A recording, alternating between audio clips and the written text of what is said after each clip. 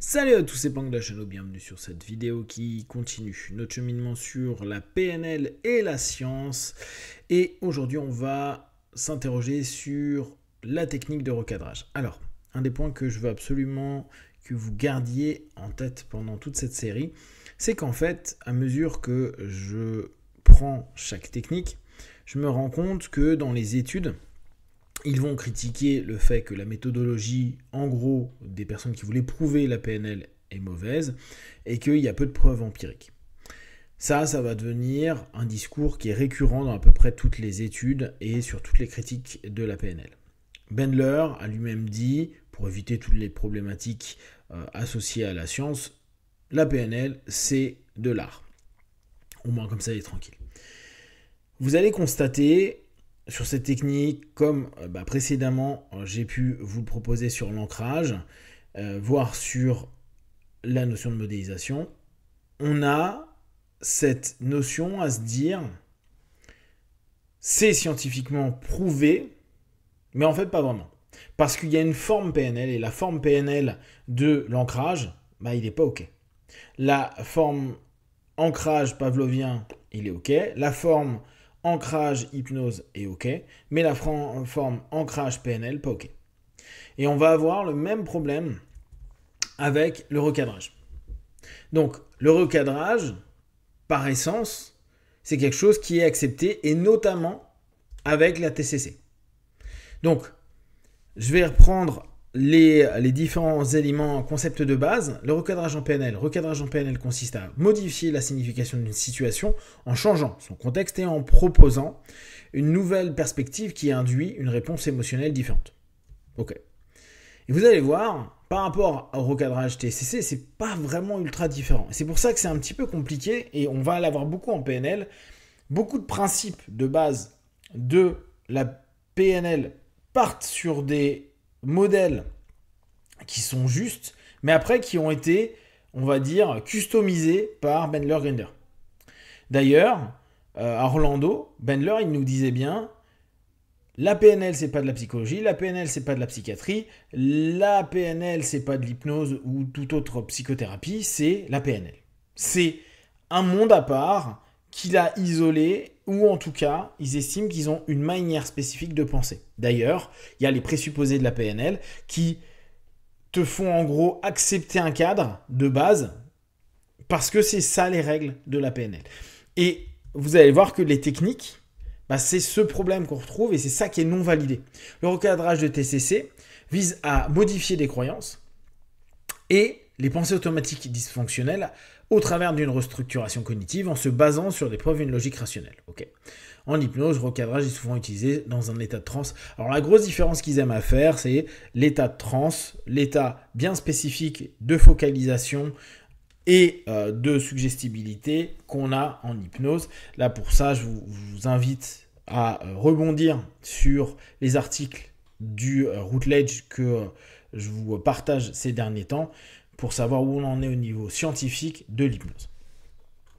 Donc, l'approche dans un recadrage de PNL, c'est le praticien suggère un nouveau cadre de référence, souvent par des questions et des exemples métaphoriques, et s'attend à une réinterprétation immédiate. Cette notion d'immédiateté gêne aussi beaucoup dans le principe scientifique. C'est-à-dire qu'il est beaucoup vendu, et on a eu la problématique avec l'ancrage, de dire il suffit que vous fassiez ça et quasi instantanément, c'est bon. Dans toute l'étude dont je vous parlais au niveau de celle qui revient donc de Witkowski, on avait aussi cette notion à dire vos phobies et votre anxiété, en l'occurrence en one shot, c'est terminé, et scientifiquement, on n'a pas réussi à valider ça. Cette notion de vitesse dérange pas mal. Or, c'est un des points qui est beaucoup mis en avant en PNL, à dire, regarde, en quelques minutes, tu vas mieux. Et le recadrage est notamment une des façons en PNL où on vend cette idée-là, où tu vas mieux. Dans l'approche TCC, le thérapeute aide le patient à identifier et corriger des schémas de pensée irrationnels ou négatifs avec un processus plus rationnel et progressif. Cette notion de rationalité typique de la TCC, mais qu'on retrouve aussi beaucoup en hypnose, existe potentiellement. Et c'est là où ça devient compliqué, parce que on a, je pense aujourd'hui, dans l'ancrage ou dans le reframing ou dans toutes les autres techniques, un mix tellement justement d'écoles, de techniques, que les praticiens sont allés chercher un peu partout et ont modifié l'ancrage PNL qu'ils ont appris en prenant un ancrage hypnotique et un ancrage TCC. Donc, dans la pure forme, PNL, elle est non OK, mais dans la forme plus TCC, où on rationalise et autres, ce qu'on peut très bien faire en PNL et ou en hypnose, ça pose aucun problème. Idem, dans la forme hypnotique, amener le patient à accepter des suggestions permettant de voir les choses sous un angle différent grâce à l'état hypnotique. Donc, le processus, changement rapide, souvent sans analyse profonde des pensées sous-jacentes en PNL. On modifie directement la perception avec des techniques verbales comme le recadrage de contenu, changer la signification, ou de contexte, changer les perspectives. En TCC, le processus implique une restructuration cognitive où la pensée irrationnelle est remise en question par des preuves concrètes et des exercices rationnels avec des étapes analytiques. Je vous rappelle, c'est le boulot de la thérapie émotivo-comportemententale qui avait été développé avant le boulot de Beck. Bon, on continue sur cette grosse différence entre TCC et PNL, mais comme vous voyez, la grosse différence, hormis le temps, la répétition et la rationalisation, dans l'absolu, on pourrait vite confondre, et je suis quasi sûr que la plupart des PNListes le font avec aussi beaucoup de rationalisation. Alors peut-être tout au début, parce qu'on est encore dans nos cours et qu'on a un peu la sensation de toute puissance avec la PNL, on se dit plus ça va vite, mieux c'est. En plus, c'est souvent vendu comme tel.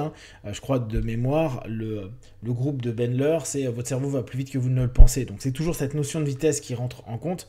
Mais avec l'expérience, on s'aperçoit que beaucoup de PNListes font ça de façon très hypno-TCC. Et ça fonctionne très bien.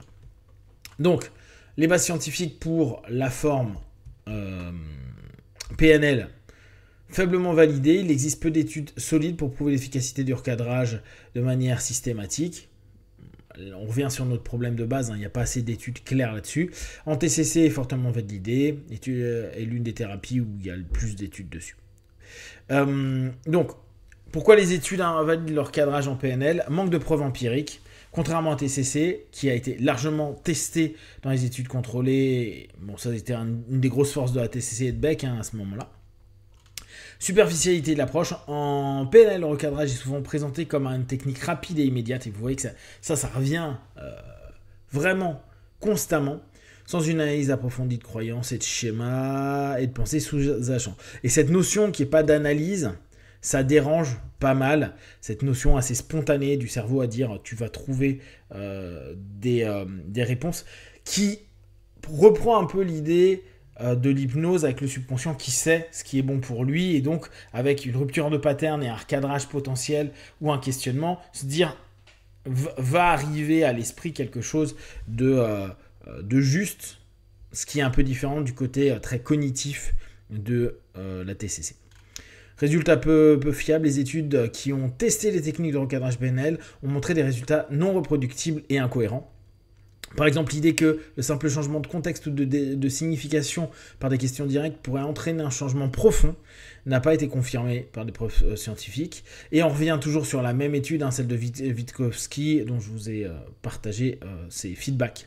Absence de méthodologie rigoureuse, on revient à nouveau sur cette problématique-là. Les études de PNL ont souvent des problèmes de méthodologie, tels que l'absence de groupe contrôle ou des échantillons trop petits, comme l'a souligné Witkowski, et confusion avec d'autres techniques. Et là, je pense que on va finir là-dessus et on va résumer là-dessus. Le gros problème de la PNL est d'avoir eu une confusion avec des principes qui sont fonctionnels, comme le recadrage de façon générale. Dans la TCC et l'hypnose, ça fonctionne. Mais la façon d'aborder ce recadrage avec la logique très rapide de la PNL et avec peu de travaux scientifiques qui prouvent et éprouvent la technique, remet en question le format PNL du recadrage, mais pas le format de façon générale du recadrage, que ce soit en TCC et ou en hypnose. Si vous avez des questions, des remarques, vous les partagez sur Facebook, YouTube. Je répondrai le plus rapidement possible. Comme d'habitude, de tout ce que je propose, ne prenez que ce qui est bon et juste pour vous tester, observer, analyser et conclure. Be one. Ciao.